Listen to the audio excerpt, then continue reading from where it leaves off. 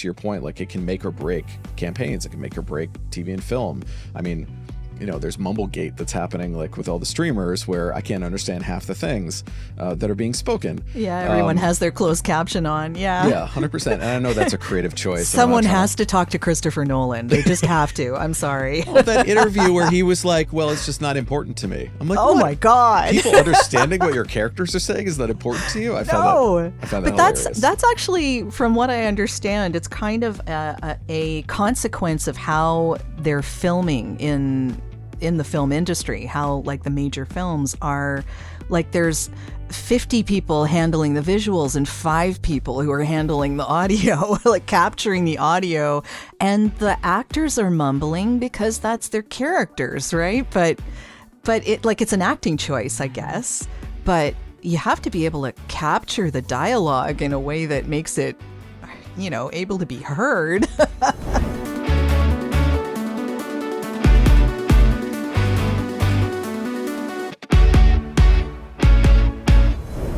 Welcome, David. Thank you for joining me today. I appreciate it. I know we had a little bit of a snafu earlier today, but it's all working out. We'll make it work. I'm glad to be here, and I'm glad I had a partner to work out any technical issues on my end. So thank you for that. Oh, good. Yes. We have Sean doing our production here in Riverside when we record, so that makes it just easier for you and I to just have a discussion. That would be nice. Gotta love that. I'm in. Let's do it. Okay. So I usually start out things by asking you if you have an early memory of how sound moved you. Can you talk about one of those? Sure. So many, actually. I started cutting records as a musician really early on. I thankfully had very supportive parents. And so for me, music has always been an integral part to my experience, no matter what medium. But just as far as, being even 2 or 3 years old, I have these memories of dancing to records in my home. And, I try to impart that on my kids too when they were very young. I have a 6 and a 4-year-old. And when they were 1 or even 1.5, they were up dancing to music playing in the house, and just to have that experience again, to share it has been really wonderful. But yeah, it's so important, I think, for kids to have that freedom to explore creativity, especially like music. 100%. And it's, it impacted my upbringing so drastically, especially for the fact that music was such an important part and something I spent so much of my time doing, that it really just was something that I wanted to pass on and share as early as I could. I even bought my oldest a full kit for his first birthday. So yeah. Oh my goodness, brave parent. Wow. I think I've sort of been beaten into submission over the years of hearing kits all the time. So, it was something I was willing to stomach, I guess. Okay. Well, I mean, that is a well-supported kid. So congratulations. Yes, that's good to know. Thank you. So as a musician, how does that shape how you sound? How you listen to sound? I am not a person who can go to live music events, as just an appreciator of music. It makes it absolutely impossible for me. I don't know if other people so who work with you there, right? I don't know how widespread this is for people, but I especially for the fact that like I spent a lot of my career taking things apart and trying to put them back together. I'm paying attention to how things are operated, how things are built, why people made the decisions that they did. So it makes it really unfortunate that I can't just go and enjoy it. A buddy of mine's taking me to a concert in a couple weeks, and I warned him. I was like, listen, I don't know if I like the music a lot. I don't know if I'm the person to enjoy this with, because you're going to be up dancing, having a great time, and I'm just going to be like sitting there in my head and trying to pick it apart, not in a negative way, but just in a way of like trying to understand how it was all put together. So it's been a constant thing since I was very young. I totally get that. And it's funny, I cannot listen to music for my peace. Because as a singer, I listen to the lyrics. I listen to how the song was put together. I want to know all of the little integral parts of what made this a piece of music that I can appreciate. And by the time I have analyzed it to death, I've given myself a headache. So I can't just sit there and listen for like background music. It's like trying to watch it, like having a television show on in the background. I can't. Oh, I can't. I need it. I need constant music playing at all times. Yeah. Okay. I heard somebody talking about this. They were talking about, I have ADHD, and I heard them sort of discussing how they're operating and moving through the world with ADHD. And they say when they're doing an activity that only requires 50% of their brain, they need something else to fill the rest of the 50% to get to 100, which allows them to focus on whatever they're working on. So I'm the same way. I need something to fill the gap, so I'm at full bore at all times. So I'm sleeping, I'm working, I'm making dinner. Like I just need music on all the time. But I don't suffer from the same element and thing that you do, because when I'm listening to music, a lot of times, like I'm not even perceiving lyrics. I'm just living in the melody. And so I sort of black out in like a good chunk of the reason of the song was even created. I just like don't even listen to it. Do you think that's maybe because of the parts that you are known to be making up of your own music? Like, do you focus on the parts that you know how to make, or? No, it's so funny too. And when I listen back to my old stuff, like I don't listen to my parts at all.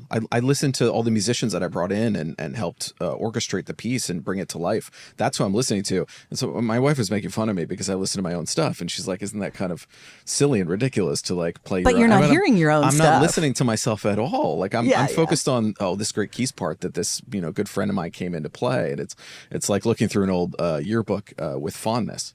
So no, and thankfully, like I've played a bunch of instruments over the years, and so that would make it, if that were the case, it would be impossible for me to listen to anything. But yeah, no, Are you finding it does make it a little difficult? Do you find that like you're not listening for enjoyment at all? You know what? When I want to focus on something and when I need peace, I need silence. I maybe that's like, I don't think I have ADHD. I've never actually like had anyone test me or anything like that, so I don't think that's an issue for me. But I find myself, I'm a type A personality, and I just can't sit back and just experience something. I have to know how it's made. I want to get my fingers in everything. So when you're working on something new, you're diving into each element and focus on analysis more so than getting acclimated to it as a whole, or how does that work for you and your music brain? This is a weird conversation. Sorry. Yeah. No, it's fine. It's fine. I think for me, what happens is that I focus on the singing and the lyrics because that's kind of what I'm familiar with. Mm-hmm. And so when someone has made like a wall of sound, I'm trying to pick it all apart and find all the elements of it and understand where it all comes from. And that to me is fascinating, but at the same time, it's not exactly relaxing. So, and it's not a bad thing. Like I'm not upset by this or, Sure. Annoyed or anything by doing that, but that's just how my brain works. I can't just sit back and experience it as the wall of sound. I need to know where it's all coming from. I totally get it. It's something that brings me so much joy and yet becomes so much work in the same respect. So yes, yeah. Exactly. So yeah, everyone experiences this differently, and I totally understand that media wallpaper is a thing for people. That's what I call it. My husband does the same thing. He needs to have something on no matter what he's doing. I think it's an element of how he grew up where he couldn't be in a quiet space. Like he just, because he had people all around him all the time. And so even studying, he didn't have the opportunity to be in a quiet room by himself. It was just everyone doing stuff all around him, and he had to concentrate, and you get used to doing that. So, I mean, I think it just is an element of how people grew up and what they experienced in their formative years. And yeah. It's 100. I fully align with that feeling. For me, it's been more, am I living the movie of my life? And if so, I need a score.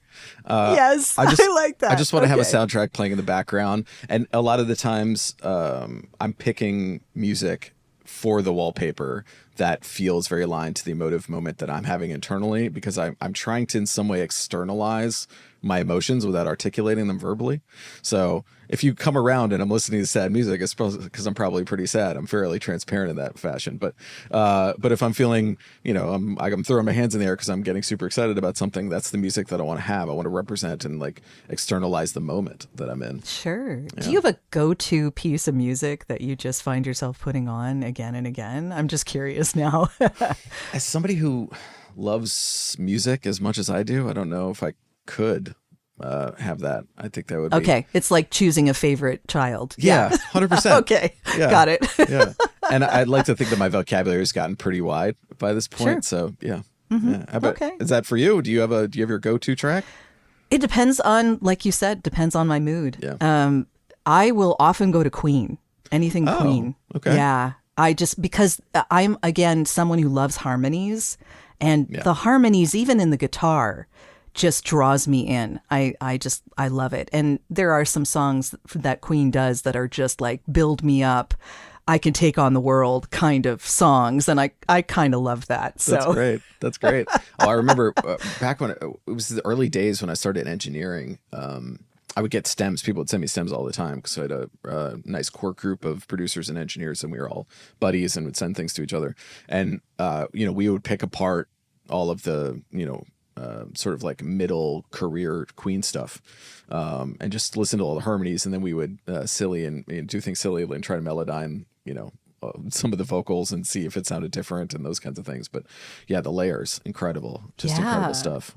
And it was the same producer that did ELO, wasn't it? I believe so. So yeah, and you could tell, listening to those two groups, you can definitely tell there is a relation between them. So I don't know. I mean, I'm talking about stuff that half this audience probably has never really listened to. So well, they should. They That's what I should. say. Yeah. They definitely should. Yes. But so how did your music and early dealings with all of that lead to what you're doing now? Because there's a huge progression, I'm sure. And I know there were a few layoffs in between that. So yeah, there's, it's a little bit of a lost wanderer vibe, for sure. Hey, we all have our roundabout paths. Yeah. And it's funny too. It's coming to the point where you become incredibly comfortable with your varied experience and look back at, trials and tribulations as heroes' trials and positive impacts to your current experience, rather than, oh man, I really wish it had gone a different way. I think when you get to the point where, hopefully you like who you are, it's like all the things that helped build to where you are and who you are, hopefully are seen as a benefit in hindsight. And hindsight's always 20/20. So I can say that now. I think at the time when all these things were going on, I was like, oh man, things are going downhill. Oh yeah. And then they all impacted in a positive way in the end. So it's pretty good. It shapes you. Yeah. It does. Yeah. Sorry, but to answer your question. What shaped you? Yeah. Here we go. Again, more wandering. Yeah. I would say, starting out in music, audio has always been a key component to anything that I've been working on. I was a recording artist for a long time, started very early, had a few deals. And then, I always had side jobs, as most musicians know. Like, you still have to have a job, even if you're signed to a major deal. And so I would continue on with gigs in random industries, and I ended up really falling in love with the world of advertising. Not necessarily at the beginning, the work itself, but the environment and the people and the energy was really great. And so I was working in advertising, in finance of all things. But I think there's a lot of correlation between music and the math of it all, and working in finance. A lot of musicians I know work in finance, which is odd to me, but really cool. And so, I was working in agencies, and around 2008, I ended up getting laid off from 2 different agencies within the span of 6 months. Yeah. And these were, major shops that I was really excited by, but they couldn't hold on to their staff. So I asked myself at that point, like, what feels right to me? What does the next season of my life look like? And the next chapter, I asked myself, where did it feel like home? What is the place that I want to spend the majority of my time? Because that's what work life is these days. And so it was owning studios, it was being in studios. So I decided that I was going to open a music production company and open a studio, really small project space. And that's where I started. I found a I had a loft in downtown. I started seeing people off Craigslist for $6 an hour in 2009. And I was very clear with them. I was like, listen, I don't know what I'm doing, but you're going to pay me and it's going to be great. And I'm going to work until it's right and it'll be fine. So don't judge too harshly, but we'll make some great music. And we did. And eventually I needed a more commercial space, more professional space to elevate the client base. And so I did, and opened up a production studio. And then, then I needed a place to put an assistant, and one turned into two to four, four to eight. And then we ended up having 9 studios in downtown LA. And I started diversifying services, and I just really adored audio post. I found it challenging. I think when you do music for a really long time, you start to see what it's like. Some of the mystery's gone. I think in the same way that we're talking about how we listen to things, it becomes, the math of it all. And so, but I felt totally outside of my depths, which gave me the level of excitement I need to feed my ADHD brain. And so I brought in somebody to sort of teach me while they were building that division of the business, and started working in TV and film and commercial work, and it was really great. Hi, this is Will Seabrook, and you're listening to the Audio Branding Podcast, a great place to learn about how powerful sound can be. If you want to understand how to harness that power in your own life, keep listening. Fast forward a few, 6-7 years. I had a really fantastic client. I wanted to start working behind the camera and start coming up with the ideas for all the creative that I was making in advertising. And so I partnered with my best client, sold my company to them, became a partner in that organization, and started working behind the camera. I was still doing all the audio post to music production, music supervision for those spots. But that was the first opportunity I had to really start bringing in musicians that I respected and liked, and get them to create custom work, and start to see what the whole needle drop world was like for the creative that we were making. And then, fast forward another 5, 6, 7 years, I sold that, or I was bought out of that agency and opened my current shop. And so now I own a creative agency and brand response agency, focused on, creating great ideation and concepts and art and campaigns for brands. That's quite the transition, but yeah, it sounds like what happened to you is what needed to happen. I mean, you learned all of the behind the scenes stuff to make what you're doing now even better than it could have been, right? It's really interesting. To your point, I feel like I look now and I say, well, if I hadn't done that thing, then I wouldn't know how to do the thing I'm doing now. If I hadn't done that other thing. I felt that truly when I started directing. Because I was looking at the world and saying, okay, so I need to know a little bit of fashion. I need to know a little bit of interior design. I need to know a little bit of art direction. I need to know how to work with people. And I was doing like community theater as an actor when I was very, very young. So you're directing advertising is what you're talking about. Directing, or are you directing or corporate stuff, or I was like all of it? A lot of national spots, some films, some short films. Okay. But yeah, directing, staying behind the camera, coming up with the idea, and then help ushering it through. But I was mainstay heavy in post this whole time. So I'd love to have my hands in every element of it. And sometimes it was get the opportunity when budgets would allow to bring in really great, sound designers and mixers. And a lot of times I couldn't. And so I was the guy who got to finish it out. So how deep did sound make an impression into these projects? So I guess what I'm asking is, was sound considered from the beginning, or was it something that was just added on afterwards? I think it sits in two camps. I think in one, if I get to be the lead creative voice, then it's always a consideration, and it's a heavy consideration from the beginning. I also have always been the kind of director and creative who is considering sound at each stage of the process. And so I'm also doing the edit in my head, and I'm doing the sound design in my head while we're filming, while we're working on it. And so it just gives me a greater level of control, but also creative inspiration as I'm working. And I think the flip side of that is when we bring in somebody who gets to be the lead creative voice, because it's not always me by any means, that's always something that I'm bringing up early in the conversation. So, what are we looking at? What is the pacing of this going to be, which is going to be dictated by the vibe of the music, or, what's your, it's a lot of, well, wait, have you considered this? What are you thinking about in this moment? Is this something that's going to be supported by X, Y, Z? a lot of the most recent stuff sort of in the latter half of my career has been very sound design only, sometimes not even with music, or it's full music and there's no sound design and the music is a custom piece that's driving the material all the way through. Yeah, yeah. What's the reception been when you tell people how sound should be an important part? Like, because obviously you're having to explain this to other people as well, right? Yeah, I think people are starting to come around, but for a very long time, and I'm sure other people can in turn feel this as I do. That's the reason I started this podcast. I get it. Yeah, I think for a lot of people, sound is usually an afterthought. Especially because things that, advertising a lot of time is a very visual medium. And so especially, you have a lot of commercial directors who are really just DPs who got the opportunity to not have to answer to anybody else.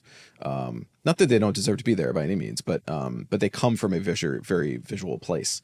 And so sound becomes less of a consideration. The creatives that I love working with most are the ones who come from post before they started getting into the director's chair, because they understand how something incredibly simple can make such a massive impact.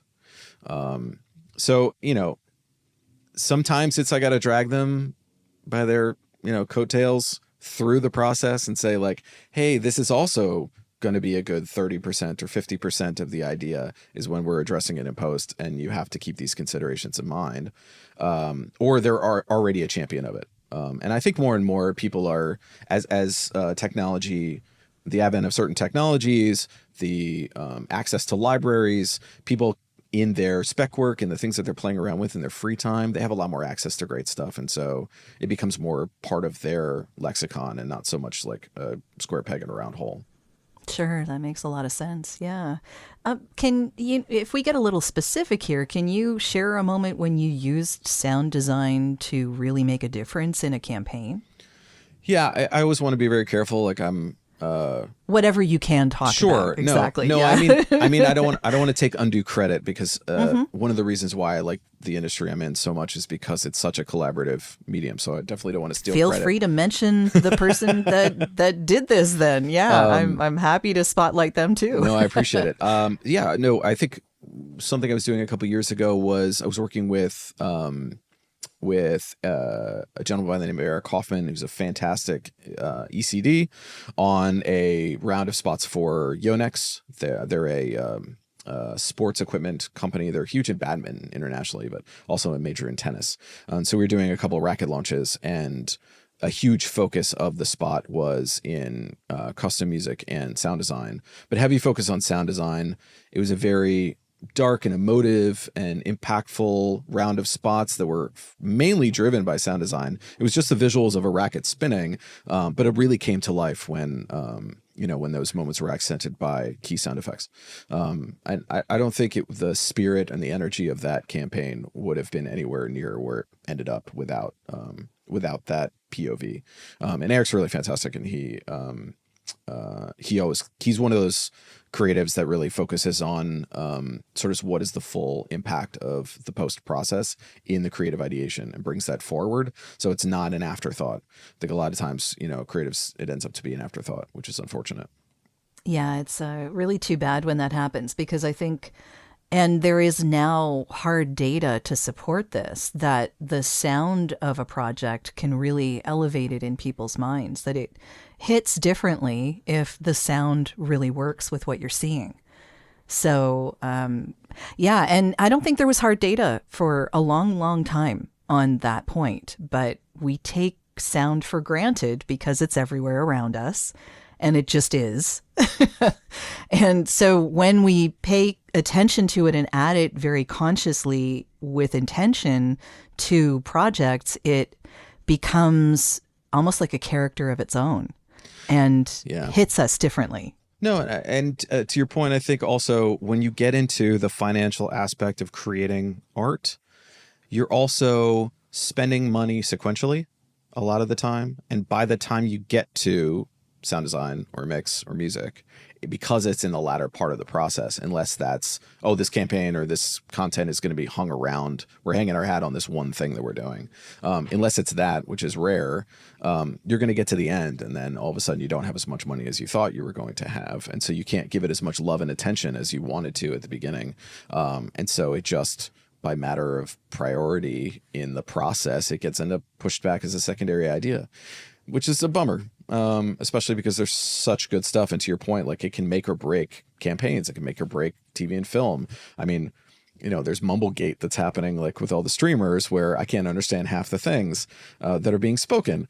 Yeah, everyone has their closed caption on. Yeah, 100%. And I know that's a creative choice. And I'm not Someone has to talk to Christopher Nolan. They just have to. I'm sorry. Well, that interview where he was like, well, it's just not important to me. I'm like, what? Oh my God. People understanding what your characters are saying is not important to you? I found that hilarious. But that's actually, from what I understand, it's kind of a consequence of how they're filming in the film industry, how like the major films are like there's 50 people handling the visuals and 5 people who are handling the audio, like capturing the audio, and the actors are mumbling because that's their characters, right? But it like it's an acting choice, I guess. But you have to be able to capture the dialogue in a way that makes it, you know, able to be heard. And to your point, I've definitely seen I've worked with a number of re-recording mixers over the years that bury dialogue because they're forced to do so, not because they want to. They're like, no, I want to bring clarity to this project, and so people can follow the story and understand what's going on. And then they're, you know, shouted down by the folks at the top, and they don't have a choice in the matter. That's so unfortunate. Yeah, it's kind of the same reason why I think all projects are too dark now. You can't see anything. Yes. Yeah. That's another thing. I think if there could be like closed caption for action. I don't know if that's possible. I don't think so, but oh my God, the black. You get stick figures on the side as like a sketch drawing. I mean, they're doing this. You should be able to see this, but you can't. But here it is. Yeah, I don't know. I'm just so disappointed with how some things turn out. That I mean. This is why I want to talk about this kind of thing, because this sound is, I think, a lot more important than people give it credit for. And yeah, they'll watch something for a little while that has bad sound, but not a long time. If it hurts their ears, they're going to go away. It doesn't matter how good the visuals are. Yeah, it's incredibly psychologically fatiguing.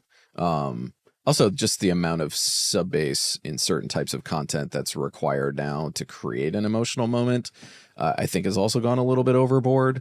It's cool to build tension, but then if you have this thing that's constantly throughout the entire work building tension, then you just leave people tense and they don't want to watch the second or third episode if it's, you know, an episodic piece, or they want to turn off the film. It just becomes a really challenging thing. Yeah. My goodness. Yeah, there's a lot that we could say about the movie and television industry that they should be paying attention to and just are not. Well, that's the end of this episode. Thanks for listening. And if you like what you heard, why not tell a friend about this podcast? It's available in all the usual locations. Until next time.